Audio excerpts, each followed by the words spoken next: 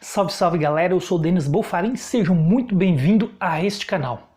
Bom, neste vídeo vamos tratar de um assunto muito interessante. Por incrível que pareça, acredite, a igreja criou um diabo. Mas como assim?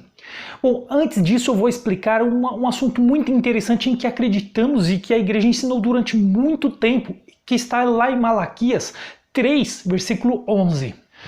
Por vossa causa repreenderei o devorador, para que não vos consuma o fruto da terra, a vossa vide no campo não será estéril, diz o Senhor dos Exércitos. Bom, essa passagem é referente ao dízimo. Deus fala para o povo de Israel que ele vai repreender o devorador. Muitos anos foi ensinado nas igrejas que o devorador era um demônio que ele roubava as finanças das pessoas que não pagavam o dízimo.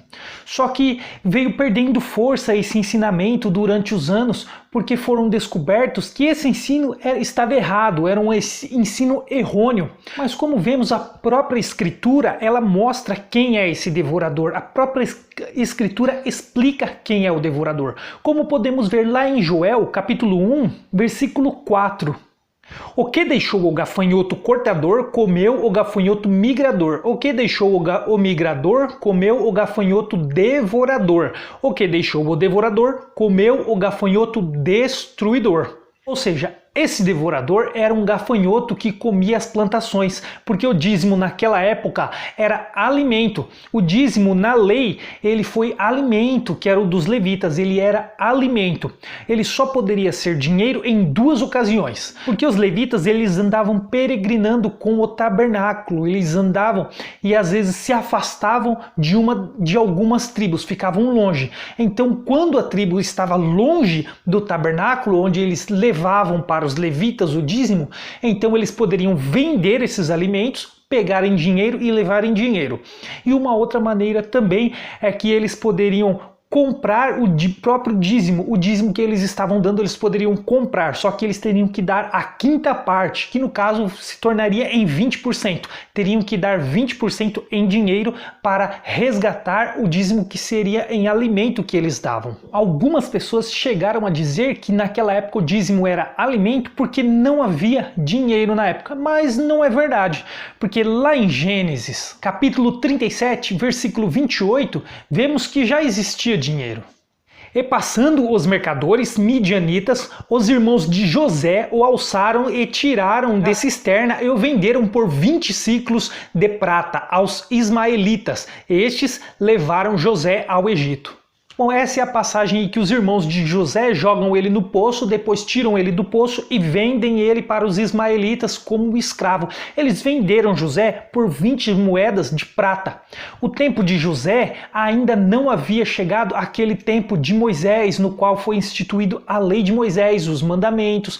Esse fato ocorreu muito antes, por isso já existia dinheiro. Mas não só nessa época, antes também com Abraão já existia. Lá em Gênesis capítulo 23, versículos do 15 ao 18. Meu senhor, ouve-me um terreno que vale 400 ciclos de prata, que é isso entre mim e ti. Sepulta ali a tua morta. Tendo Abraão ouvido isso, Efron pesou-lhe a prata de que este lhe falara diante dos filhos de Et, 400 ciclos de prata, moeda corrente entre os mercadores. Assim o campo de Efron, que estava em Macpela, fronteira de Manre, o campo, a caverna e todo o arvoredo que nele havia, e todo o limite ao redor, se confirmaram por posse a Abraão na presença dos filhos de Et, de todos os que entravam pela porta da sua cidade. Então isso foi quando Sara morreu e Abraão ele sepultou a ela. Então ele comprou esse campo, ele comprou por dinheiro, por moedas, por prata. Então já existia dinheiro. Bom, mas então por que a igreja mentiu durante tantos anos, criando uma história em que o devorador era um demônio que tomava as finanças das pessoas que não pagavam dízimo? Bom, será culpa da igreja isso? Bom, creio eu que em parte não. Mas por quê? Olha só, vamos ler uma passagem em Romanos, que está lá em Romanos 12, versículo 2.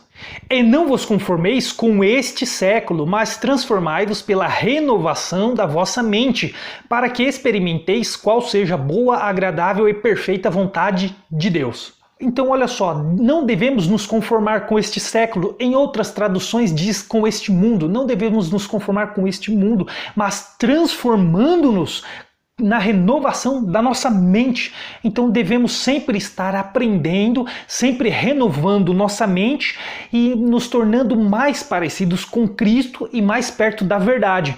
Nós ainda vamos aprender muitas coisas erradas, como eu próprio não sou dono da verdade, mas com o estudo da palavra eu aprendo e tenho que abrir mão daquilo que estava errado para me tornar mais perto de Cristo, mais perto da palavra, o que não acontece dentro das igrejas. Por exemplo, esse fato é muito comum nas igrejas porque há anos atrás, em 1900, quando as igrejas começaram a ser fundadas no Brasil, o evangelho ele veio com muitas falsas doutrinas, veio com muitos ensinos pagãos misturados. Então, os nossos antepassados, os nossos pais, os nossos avós, eles aprenderam dessa maneira. Os primeiros evangélicos no Brasil, aqueles primeiros que receberam a palavra, eles aprenderam dessa maneira, então não foi culpa deles. E naquele tempo, durante até poucos anos atrás, uns 20 anos mais ou menos, era muito difícil se ter um conhecimento exato das Escrituras. Era muito difícil ter que ir até a biblioteca, ler livros, era muito difícil, não era qualquer pessoa que conseguia isso. Ou seja, teve um estudo na palavra que nós acreditamos por muito tempo, mas que era errado. Aquela passagem que fala que Pedro negaria Jesus antes que o galo cantasse. Por muito tempo nós acreditamos que Pedro realmente negou antes que um galo ia cantar, um galo, uma galinha lá ia cantar. Mas isso não é verdade. Com muito estudo, com o passar dos tempos, nós descobrimos que esse cantar do galo era um soldado que tocava uma trombeta e que cantar do galo era o nome de um dos períodos noturnos daquela época, porque Jerusalém não havia galo naquele tempo. Então, com o passar do tempo, nós devemos renovar a nossa mente estudando a palavra, examinando a palavra, e aquilo que estava errado, nós devemos deixar de lado, nos pegar ao que é correto, a verdade. Então devemos nos transformar na renovação da nossa mente, o que a igreja não fez com o tempo. E agora é a parte que eu quero mostrar para vocês o diabo que a igreja criou. Em Hebreus capítulo 2, versículo 14. Visto, pois, que os filhos têm participação comum de carne e sangue, desses também dele igualmente participou, para que por sua morte destruísse aquele que tem o poder da morte, a saber, o diabo. Então olha só, Jesus ele destruiu o diabo na cruz, o diabo foi aniquilado na cruz. Mas espera aí, como o diabo foi aniquilado na cruz, sendo que na própria Escritura, no Novo Testamento, depois da cruz, ainda há relatos sobre o diabo? Exatamente, a igreja, o sistema religioso, eles não conseguem explicar essa passagem. Mas por quê? Esse diabo não é aquele diabo que eles criaram. Eles criaram um diabo dizendo que esse diabo é o anjo caído que desobedeceu a Deus. Mas não é esse anjo caído que desobedeceu a Deus. Como assim o diabo não é esse anjo? Pois é, e a própria Escritura fala isso. Segundo a Pedro, capítulo 2, versículos 4 e 5. Ora, se Deus não poupou anjos quando pecaram, antes precipitando-os no inferno, os entregou a abismos de trevas, reservando-os para o juízo. E não poupou o mundo antigo, mas preservou a Noé, pregador da justiça, e mais 7 pessoas quando fez vir o dilúvio sobre o mundo de ímpios. Pois é, mas não tem só essa passagem não. Olha só, em Judas capítulo 1, versículos 5 e 6. Quero, pois, lembrar-vos, embora já estáis cientes de tudo uma vez por todas, que o Senhor, tendo libertado um povo tirando-o da terra do Egito, destruiu depois os que não creram, e a anjos os que não guardaram o seu estado original, mas abandonaram o seu próprio domicílio, ele tem guardado sob trevas, em algemas eternas, para o juízo do grande dia.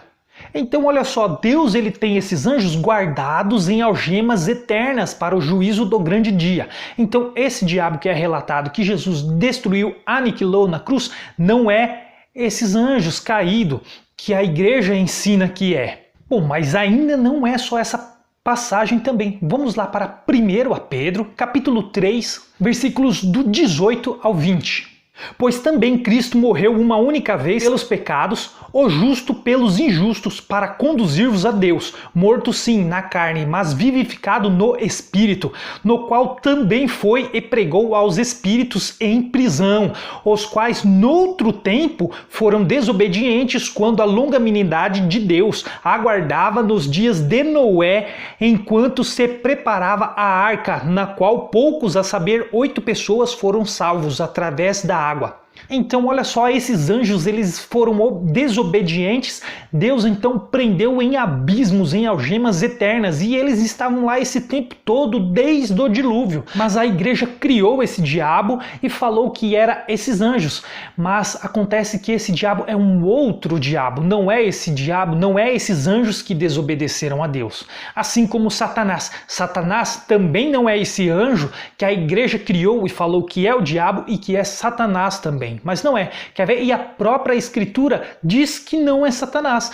Ela mesma diz quem é. Vamos lá para 1 Crônicas, capítulo 21, versículos do 1 ao 3.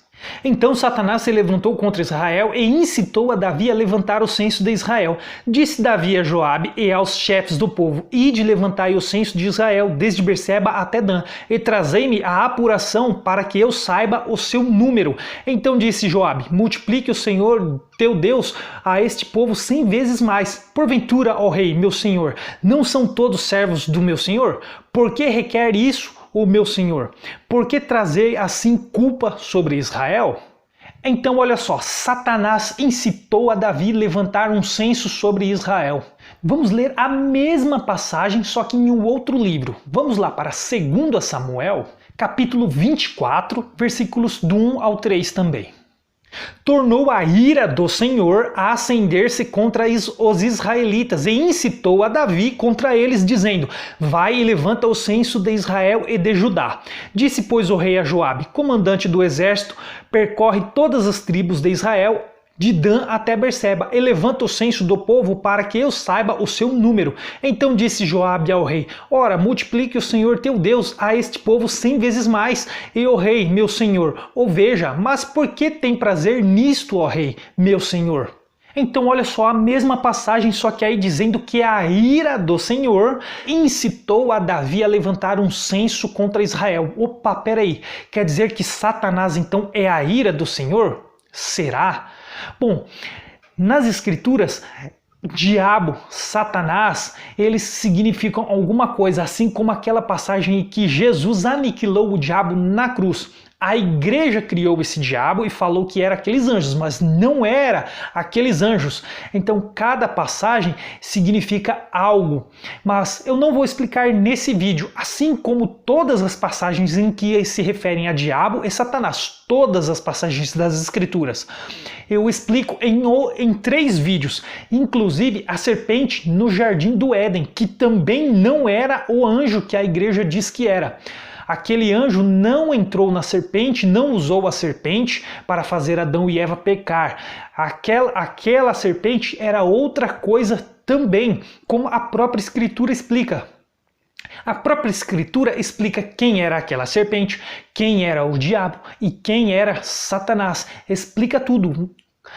E todos têm base bíblica, só que a igreja enganou e continua enganando a muitos, ensinando que o diabo, que Satanás e que a serpente foi esse anjo em que desobedeceu a Deus, esse anjo caído, e que a própria Escritura diz que ele esteve preso em algemas eternas esse tempo todo. Esse anjo e a 10ª parte que ele trouxe com ele, eles estavam presos esse tempo todo. Mas e esses demônios que as pessoas ficavam possessas, quem são e de onde vieram? Bom, eu também explico sobre eles em 3 vídeos, que eu vou deixar a playlist desses 3 vídeos aqui na descrição do vídeo e no primeiro comentário. E vou deixar também a playlist desses 3 vídeos no final de tela deste vídeo. Então dê uma olhada, porque é um assunto muito interessante, onde a própria Escritura com versículos bíblicos explicam todas essas passagens e vão ver que realmente as igrejas,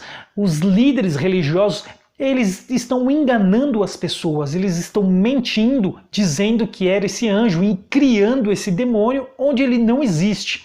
Devemos nos transformar pela renovação da nossa mente, tirar tudo aquilo que estava errado e permanecer no que está certo e ir de encontro à verdade de Deus, a verdade que nos liberta, a palavra de Deus, a verdade. Então é como eu expliquei, durante muito tempo a igreja esteve errada, só que a igreja, eles querem permanecer no erro, eles não querem aprender e a reconhecer que estavam errados em alguma coisa e a deixar o erro e a estar mais certos e a partir mais para a verdade, para a palavra, para aquilo que Cristo ensinou. Eles querem continuar no erro e aí é que está errado. Errado não é estar errado, porque às vezes a gente acredita estar certo, então nós erramos acreditando que estamos certos.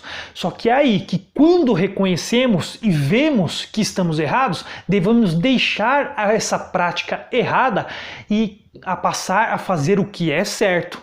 Mas eles não fazem isso. A igreja, o sistema religioso, eles não fazem isso. Eles não deixam o que é errado para fazer o que está certo. Eles querem continuar no erro. E aí é onde eles erram.